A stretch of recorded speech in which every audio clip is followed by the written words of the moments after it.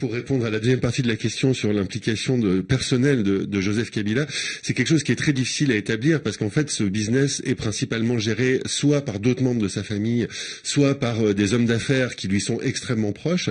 Donc, tout ce qu'on peut dire, c'est que ça paraît impensable que de tels détournements se soient faits sans qu'il soit au courant. On ne détourne pas comme ça 138 millions de dollars des caisses de l'État. Et par ailleurs, pour la toute première fois, l'enquête Congo Hold Up a permis de prouver qu'une partie de l'argent est personnellement revenu à Joseph Kabila ou en tout cas à des sociétés qu'il contrôle à hauteur de moins de 6 millions de dollars.